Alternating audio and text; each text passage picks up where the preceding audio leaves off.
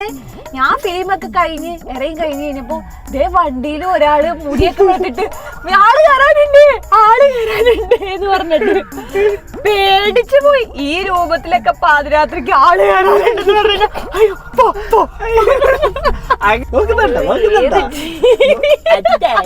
നമ്മുടെ കുറച്ചു കാലത്തേക്കുള്ള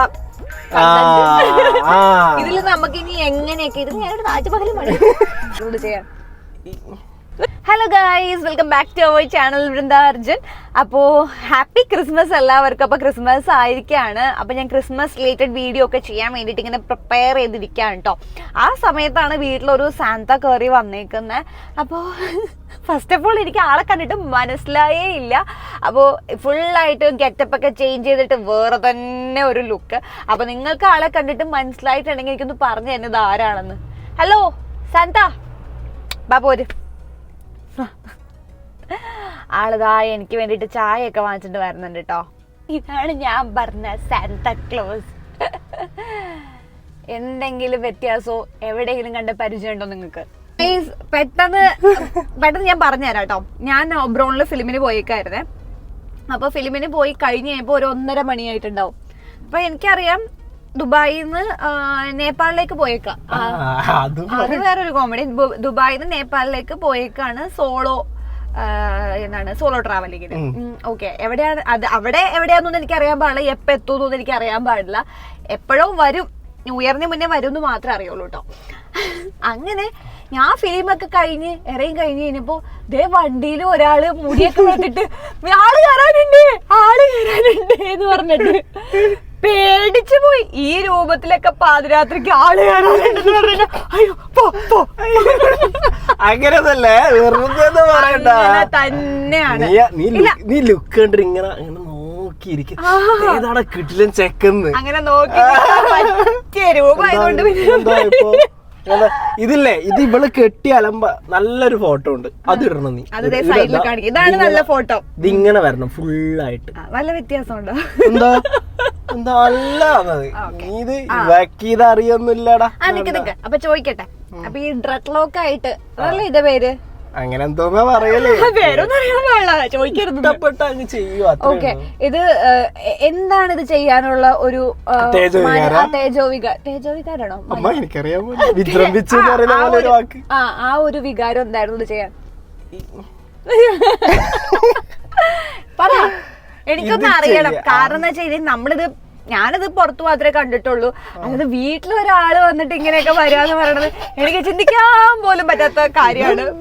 അല്ല കുഴപ്പമില്ല, ഹിറ്റ് പേഴ്സണൽ ചോയ്സ്, അത് വേറെ വിഷയം. അല്ലാന്നുണ്ടെങ്കിൽ ഞാൻ എപ്പോഴും അടിച്ചാണ്. മിനിങ്ങാന്ന് വന്നല്ലോ, അപ്പൊ ഉറങ്ങി കിടക്കുന്ന സമയത്ത് എനിക്ക് മുട്ട അടിച്ച് കളയാന്നുണ്ടായിരുന്നുള്ളൂ. പക്ഷെ ഞാൻ എന്തുകൊണ്ട് ചെയ്തില്ല. ഓക്കെ, അപ്പൊ ഇത് ഓന്റെ ഇഷ്ടമാണെന്ന് എനിക്കറിയാം. പക്ഷെ എന്തുകൊണ്ടാണ് ഇത് ചെയ്യാൻ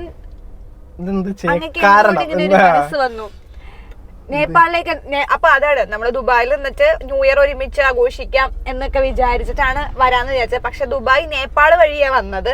ഞാൻ വിചാരിച്ചു നേപ്പാളിൽ നിന്നും പോയത് കൊണ്ടാണ് ഇങ്ങനെ വന്നത്. ഇനി അവിടെ പോയി വല്ല ബുദ്ധമതത്തില് ബുദ്ധിസത്തില് ചേർന്നോന്ന് അറിയാൻ വേണ്ടിട്ട്. അങ്ങനത്തെ കാര്യം എൻറ്റയർലി ഡിഫറെന്റ് ലുക്ക്.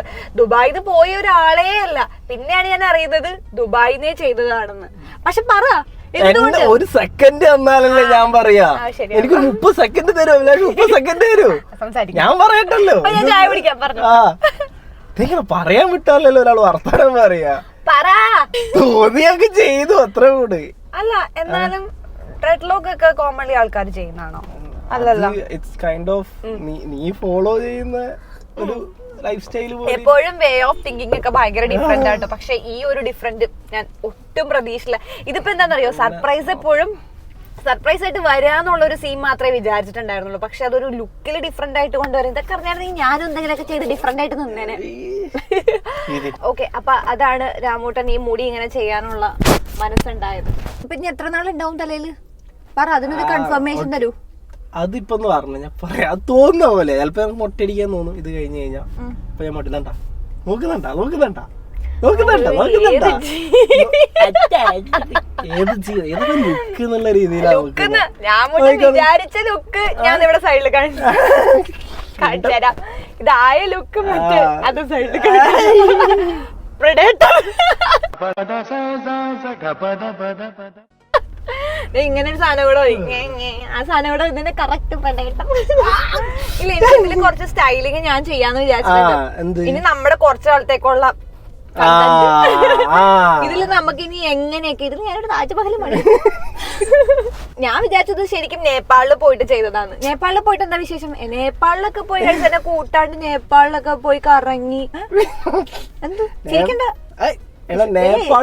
ചിരിക്കണ്ട, ഇഷ്ടപ്പെട്ടില്ല. ഒറ്റയ്ക്കാ? ഒറ്റയ്ക്ക് പോകാൻ പാടില്ലേ? ഒറ്റയ്ക്ക് പോകും. പറ, നേപ്പാളിൽ പോയിട്ട് എന്താ വിശേഷം? ഞാനും ചോദിച്ചിട്ടില്ല കേട്ടോ നേപ്പാൾ. കാരണം എന്താണ്, ഫോണൊന്നും യൂസ് ചെയ്തിട്ടുണ്ടായിരുന്നില്ല. ആകെ ലൊക്കേഷൻ മാത്രം ഓൺ ആക്കിയുള്ളൂ. അപ്പൊ എനിക്കറിയാം നേപ്പാളിൽ എവിടെയുണ്ട്. നോക്കുമ്പോ കാത്മണ്ഡൂന്ന് 15 hours ago എന്നൊക്കെ പറഞ്ഞ് കാണുന്നുണ്ട്. അങ്ങനെ എനിക്ക് അറിയുള്ളൂ. എന്താ വിശേഷം അവിടെ പോയിട്ട്? എങ്ങനെ ഉണ്ട് നേപ്പാള്? നേപ്പാള് പോയാന്ന് പറയാം, വളരെ സിമ്പിളാ. ഒന്നുമില്ല എന്ന് പറഞ്ഞാൽ ഞാൻ പറഞ്ഞു, ഞാനൊരു ജസ്റ്റ് ഒരു ബ്രേക്ക് എടുക്കുകയെന്നല്ലേ എത്തിയിരുന്നു. ഒരു ബ്രേക്ക് വേണം തോന്നി. സോ ബിസിനസ് നിന്നായാലും അവിടെ നിന്നായാലും ദുബായിൽ നിന്നൊരു ബ്രേക്ക് എടുത്തിട്ട് നാട്ടിലേക്ക് വന്നു. നാട്ടിലേക്ക് വരാൻ വേണ്ടിയിട്ട് എല്ലാം ടിക്കറ്റ് ഒക്കെ നോക്കി നിന്നെ കാണണല്ലോ എന്നുള്ള ഒരു ഒറ്റ ചിന്ത വന്നപ്പോ തോന്നി പുല്ല് വേറെ ഇന്നെ കാണണ്ടേന്ന് വിചാരിച്ചിട്ട് അപ്പൊ വന്ന് നേപ്പാള് കണ്ട. അപ്പൊ അങ്ങനല്ല, പിന്നെ കാണണ്ടല്ലോ, അങ്ങനല്ല, കൊച്ചിനെ നമുക്ക് വന്നിട്ട് കാണാലോ. അപ്പൊ വിചാരിച്ചിട്ട് പെട്ടെന്ന് തോന്നി ഓക്കെ ഒരു ചേഞ്ച് അല്ലേ, ഒരു സ്ഥലം നോക്കാം എന്നുള്ള രീതിയിൽ നേരെ എടുത്തു. നേപ്പാള് കണ്ടു, ബുക്ക് ചെയ്തു. ഇത്രേ ഉള്ളൂ. ജസ്റ്റ് ബുക്ക് ചെയ്തു, ഒരു ബാക്ക് പാക്ക് ചെയ്തു, മുടി അങ്ങ് മാറ്റി, നേരെ അങ്ങെടുത്തു, നേരെ പോയി ഇറങ്ങി കാഠ്മണ്ഡുവിൽ. എവിടെയാ പോണ്ടത്, ആരെ കണ്ട്, എന്താ സ്ഥലമുള്ള ഒന്നും ഞാൻ നോക്കിയില്ല. എനിക്ക് ജസ്റ്റ് കുറച്ച് ആൾക്കാരെ കാണുക, അവിടെ കുറച്ച് കൾച്ചേഴ്സ് കണ്ടുപിടിക്കുക, അല്ലെങ്കിൽ കുറച്ച് എങ്ങനെയാന്ന് അവിടുത്തെ ഒരു നോർമൽ ലൈഫ്. യോധ സിനിമ പോലെ ഉണ്ടോ? യോധ സിനിമ? യോധ നേപ്പാളിലല്ലേ?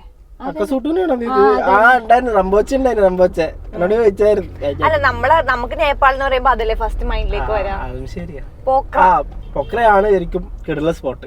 അവിടെ പോയാ? പോയില്ലേ? പൊക്ര മാത്രമേ ബാക്കിയുള്ളൂ. അത് ഞാൻ പിന്നെ എന്റെ പൊന്നിനെ കൂട്ടിട്ട് പോവാന്ന് വിചാരിച്ചിട്ട്. ശരി ശരി, പൊന്നിനെ കൂട്ടിട്ടാണല്ലോ നേപ്പാളിലേക്ക്? അല്ല, പൊന്നെ അതെന്തിനാ പോയെന്ന് മനസ്സിലായില്ല. ഞാൻ പറഞ്ഞുതരാം. സ്ഥലം കാണാൻ ആദ്യം പൊന്നായിട്ട് ആദ്യം പോണെങ്കിൽ സ്ഥലം അറിയാതെ ഞാൻ പോയി കഴിഞ്ഞാൽ ശരിയാവോ പൊന്ന? അതുകൊണ്ട് ഞാൻ സ്ഥലം കാണാൻ ആദ്യം പോകാം, എന്നിട്ട് പൊന്നെ കൊണ്ടുപോകാം. അപ്പൊ നമ്മള് സ്ഥലം അറിയാതെ കഷ്ടപ്പെടൂല. ഹണിമൂണിന് എന്നെ കൂട്ടാണ്ട് പോകുന്നു. അല്ല, എപ്പോഴും പറയുന്നതാണ് ആള് സോളോ ട്രാവലറിന്റെ ആളാണ്. പക്ഷെ ഒരു മര്യാദ വേണ്ടത്. അടുത്തല്ലേ, നോക്കിയാൽ കാണുന്ന ദൂരെ നേപ്പാളുള്ളൂ. അപ്പൊ അത്രയും പ്ലാൻ ഉണ്ടായിരുന്നല്ലോ, പോവുക, ജസ്റ്റ് കുറെ ആൾക്കാരെ കാണുക. എനിക്ക് സ്ഥലം കാണണമെന്നുണ്ടെങ്കിലും എനിക്ക് കൂടുതൽ ആൾക്കാരായിട്ടും ഡിഫറെന്റ് അങ്ങനെയുള്ള ഒരു മൂഡ് പിടിക്കുന്നുണ്ട്. മീറ്റ് ചെയ്യണം, സംസാരിക്കണം. അതാണ് എന്റെ ഒരു പ്ലാൻ കൂടുതലായിട്ട്. നേപ്പാൾ കൾച്ചർ ഇഷ്ടപ്പെട്ടോ? സ്ഥിരതാമസാക്കാനാണ് ആൾക്കാരുണ്ട് ഇപ്പൊ. അവിടെ കുടുംബക്കാര് അങ്ങനല്ല ഉദ്ദേശിച്ച കൊറേ ഫ്രണ്ട്സ് ഒക്കെ കിട്ടിയിട്ടുണ്ട് നേപ്പാളിൽ ഇപ്പൊ എന്ന് പറഞ്ഞതാ. ആദ്യം പോയി ഇറങ്ങി കഴിഞ്ഞപ്പോ ഇതിൽ ഇന്ത്യൻ റുപ്പി ഉണ്ടായിരുന്നു. ഞാനൊക്കെ ഒരു 8K കൊടുത്ത സമയത്ത് 12K സംതിങ് ആണ് തന്നെ. 1.5 എന്ന് പറഞ്ഞാൽ 1 റുപ്പീസ് എന്ന് പറയുന്നത് അവിടുത്തത് 1.6 സംതിങ് ആണ് ഇപ്പോൾ ഉള്ളതെങ്കിൽ, പക്ഷെ കറൻസി ചേഞ്ച് ചെയ്യുന്ന സമയത്ത് 1.5 ഒക്കെ അവർ തരുന്നുള്ളൂ. പക്ഷെ വേറൊരു പ്രശ്നം പറ്റിയെന്ന് പറഞ്ഞു കഴിഞ്ഞാൽ, ഞാൻ വിചാരിച്ചത് ഇന്ത്യൻ റുപ്പി നമുക്ക് കുറച്ചും കൂടെ എളുപ്പത്തിലാണ് കൺവേർട്ട് ചെയ്ത്, അടുത്തല്ലേ കൺവേർട്ട് ചെയ്ത് കിട്ടും എന്ന് വിചാരിച്ചിട്ടാണ് നമ്മളെ ദുബായിന് ദർഹം എടുക്കാണ്ട് ഫ്രണ്ടിനോട് വരുന്ന സമയത്ത് ഓനോട് ഞാൻ ഇന്ത്യൻ മണി എടുത്ത് ഇന്ത്യൻ മണി ഞാൻ നേപ്പാളിലാക്കിപ്പോയി, മണ്ടത്തരായിപ്പോയി. ഓക്കെ, അപ്പൊ എന്ന് പറഞ്ഞാൽ ആടെ എത്തിക്കഴിഞ്ഞപ്പോ അവര് നമ്മുടെ 500 എടുക്കുന്നില്ല. ഓക്കെ, നമ്മള് 500 എടുക്കുന്നില്ല. നമ്മള് 500 അവരുടെ കുറെ മണി എക്സ്ചേഞ്ചുകാർ എൻ്റെ അടുത്ത് പറഞ്ഞില്ല, പറ്റത്തില്ല ഇന്ത്യൻ മണി, കാരണം ആ കറൻസിക്ക് എന്തൊക്കെയോ പറയുന്നുണ്ട് അവന്മാര്, കൺവേർട്ട് ചെയ്യാൻ പറ്റുന്നില്ല ഒരു 2 months ആയിട്ട് എന്നുള്ളത്. അങ്ങനെ തപ്പി അവസാനം 2-3 കറൻസിയൊക്കെ കിട്ടിയിട്ടാണ്, കുറെ ഷോപ്പ് കയറിയിട്ടാണ് അവസാനം എനിക്ക് കൺവേർട്ട് ചെയ്ത് കിട്ടിയത്. അങ്ങനെ പോയി. അപ്പം അവിടെ ഒരു ആപ്പ് ഉണ്ട്, ഇൻഡ്രൈവ് എന്ന് പറഞ്ഞിട്ട്. നമ്മളെടുത്ത ഊബർ ഇല്ലെങ്കിൽ നമ്മുടെ ഊബർ, ഓല എന്നൊക്കെ പറയുന്ന ആപ്പിനെ പോലത്തെ അവിടെ ഇൻഡ്രൈവ് എന്ന് പറഞ്ഞൊരു ആപ്പ് ഉണ്ട്. അതിൽ എനിക്ക് ബൈക്കുകൾ ബുക്ക് ചെയ്യാം. നമ്മളെ റാപ്പിഡോ അറിയാം, എനിക്ക് ബാംഗ്ലൂരിലെ റാപ്പിഡോ ടീമിനെ പോലെ തന്നെയാണ് ഇൻഡ്രൈവ്. അതിൽ ബൈക്കും ഉണ്ട്, കാറും ഉണ്ട്. അപ്പോൾ ഏറ്റവും കംഫർട്ട് ഇല്ല പൈസ കുറവ് എന്ന് പറയുന്നതും ബൈക്ക് തന്നെയാണ്. അപ്പോൾ ഞാൻ അടുത്ത് ബൈക്ക് ബുക്ക് ചെയ്ത് എൻ്റെ ബൈക്ക് എടുത്തിട്ട് ട്രമിൽ എന്ന് പറഞ്ഞ സ്ഥലത്തേക്കാണ് പോയത്, കാഠ്മണ്ഡു നേരെ. കാരണം അവിടെ കുറച്ചും കൂടി കൺവേർട്ട് ചെയ്ത് തമിഴോ തമിഴ് തമിഴ് ഓഹോ അങ്ങനെ നേപ്പാളിലുണ്ട് തമിഴ്നാട്. തമിഴ്നാടല്ല തമിഴ് തമിഴ് എന്നാണ് അവര് പറയുന്നത്. ചിലപ്പോ വേറെ എന്തെങ്കിലും അവിടെ എത്തിക്കഴിഞ്ഞ് ഇപ്പം അവിടെ കുറച്ചും കൂടി ഷോപ്പുകളുണ്ട് കൺവേർട്ട്. ടൂറിസ്റ്റ് ഹബ്ബാണത് എന്ന് പറഞ്ഞാൽ പർച്ചേസ് ചെയ്യാൻ നമ്മുടെ മെയിനായിട്ട് ഹാൻഡ് ക്രാഫ്റ്റുകളുണ്ട്. അങ്ങനെ കുറെ കാര്യങ്ങൾ അവിടെ സെല് ചെയ്യുന്ന ഒരു പ്രൊഡക്റ്റ്. സിമ്പിളായിട്ട് പറഞ്ഞു കഴിഞ്ഞാൽ നമ്മൾ ടൂർ പോകുന്ന സമയത്ത് ഒരു ദിവസം സ്കൂൾ ബസ് നിർത്തൂലേ പർച്ചേസ് എന്ന് പറഞ്ഞ സ്ഥലം, സെയിം അത്രേ ഉള്ളൂ ആ സ്ഥലം. അതാണ് ഈ തമിഴ്. അവിടെയാണ് കുറെ പിന്നെ ടൂറിസ്റ്റുകൾ വരുന്നതും കാര്യങ്ങളൊക്കെ. എന്നിട്ട് ഞാൻ ആളെന്ന് മണി എക്സ്ചേഞ്ച് ചെയ്തിട്ട് ഈ ബൈക്കാരന് പൈസ കൊടുത്ത് ഏകദേശം 100 സംതിങ് 120 സംതിങ് ആ കൊടുത്ത് 120 നേപ്പാളി NPR കൊടുത്ത്. പിന്നെ ഞാൻ അവിടുന്ന് ബാഗ് എടുത്ത് ഇങ്ങനെ നടന്നു കുറെ നടന്ന് കുറെ സ്ഥലങ്ങള് പോകുന്ന വഴിക്ക് തന്നെ ശരിക്കും എനിക്ക് ആ മാർക്കറ്റ് കാണാൻ പറ്റും. ഇവിടെ വീഡിയോ കാണിക്ക് എന്ന് പറയാൻ ഞാൻ വീഡിയോ എടുത്തിട്ടില്ല, കാരണം എനിക്ക് ആ സംഭവമില്ല. കാരണം ഫോണൊക്കെ എടുത്തിട്ട് പോയി കഴിഞ്ഞാൽ വീഡിയോ എടുത്തു കഴിഞ്ഞാൽ എൻജോയ് ചെയ്യുന്നതിന് ഒരു ഡിഫറെന്റ് ആണ്. കിടു എന്ന് പറഞ്ഞു കഴിഞ്ഞാൽ ഞാൻ പോയ പർപ്പസ് വളരെ എനിക്ക് കുറെ പേരായിട്ട് ഞാൻ കണക്ട് ചെയ്തായിരുന്നു. അങ്ങനെയാണ് നടന്ന അവിടെ അതിലേക്കാ കഥ വരുന്നത്.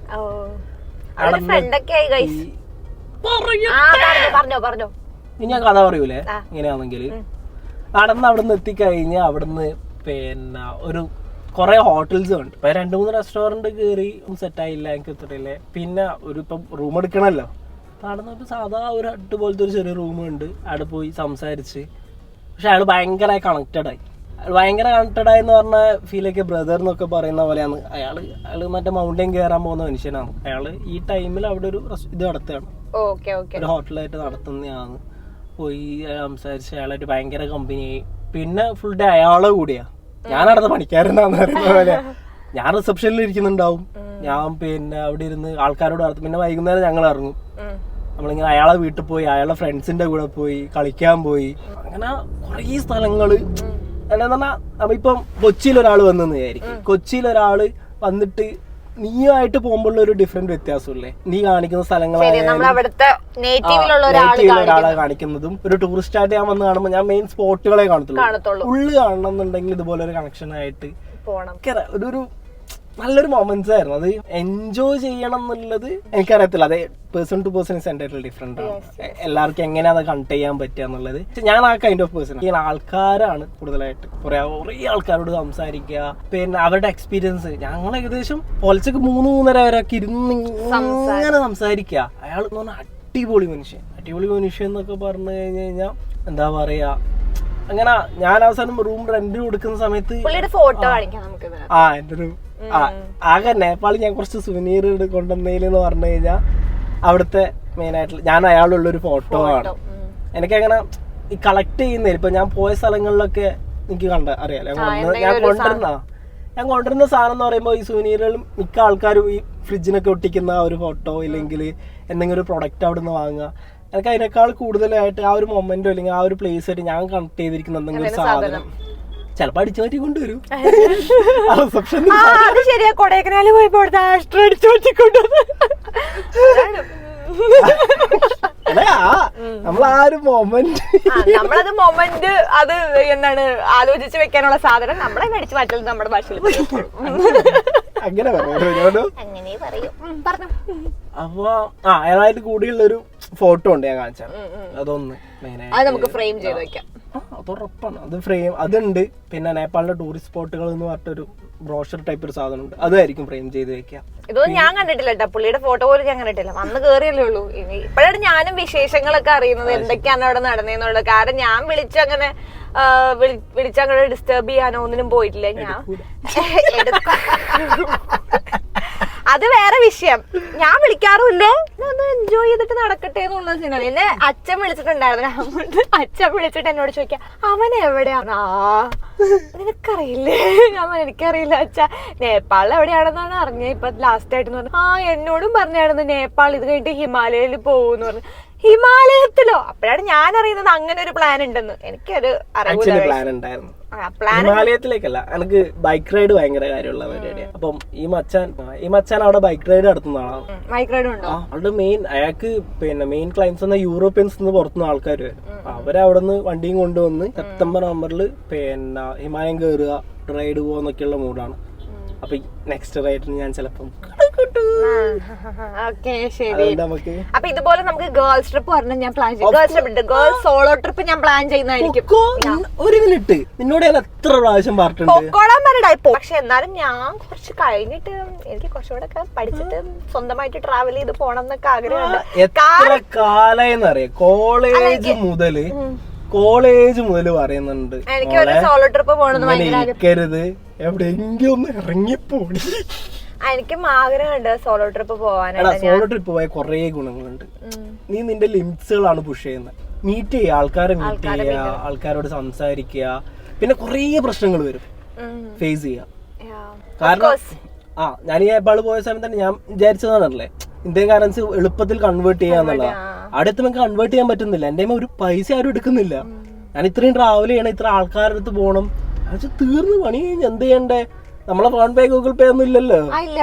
എന്ത് ഫോൺ പേ ഗൂഗിൾ പേ എല്ലാം എടുത്തല്ലേ, പൈസ ഇല്ലാണ്ട് എന്ത് നടക്കാൻ. അപ്പൊ പൈസയുടെ മൂല്യം മനസ്സിലാക്കാൻ പറ്റും, പിന്നെ ബാക്കിയുള്ള ആൾക്കാരുടെ ജീവിതം മനസ്സിലാക്കാൻ പറ്റും.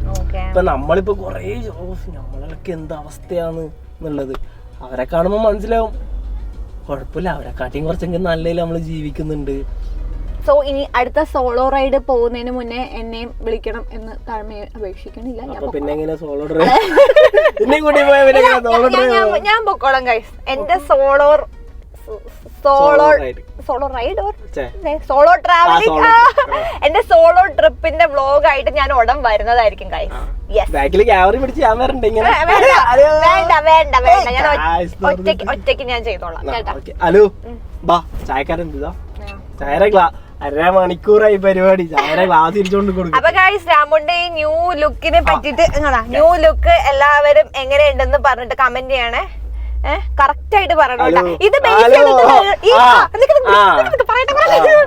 അപ്പൊ ഇത് ബേസ് ചെയ്തിട്ടിരിക്കും, നിങ്ങളുടെ കമന്റ്സ് ബേസ് ചെയ്തിട്ടിരിക്കും ഇത് രാമൂട്ടൻ വെക്കണോ വേണ്ടോ എന്ന് തീരുമാനിക്കാം. അപ്പൊ ഗൈസ്, എല്ലാരും ജെനുവിൻ ആയിട്ട് പറയാ കൊള്ളാവോ ഇല്ലയോ എന്ന്. കൊള്ളൂലെങ്കിൽ രാമൂട്ടൻ അപ്പൊ തന്നെ മൊട്ടടിക്കും. സബ്സ്ക്രൈബേഴ്സിന്റെ ആഗ്രഹം. അപ്പൊ എങ്ങനെയുണ്ടെന്നുള്ളത് നിങ്ങൾ താഴെ കമന്റ് ചെയ്യൂ ഗൈസ്. അപ്പൊ ഇനി കുറച്ച് നാള് അധികം എന്റെ കൂടെ ഉണ്ടാവില്ലേ? അപ്പൊ ഇനിയുള്ള വീഡിയോസിലൊക്കെ നമ്മൾ ഒരുമിച്ച് ഉണ്ടാവും ഗൈസ്. അപ്പൊ നമുക്ക് ഫുൾ പവർ ആയിട്ട് ഇനി അടുത്ത വീഡിയോയിൽ കാണാം. ടാറ്റാ. ശരി ഗൈസ്, ബൈ. ചായയുടെ ഗ്ലാസ് കൊടുത്തിട്ടെങ്കിൽ പോയാൽ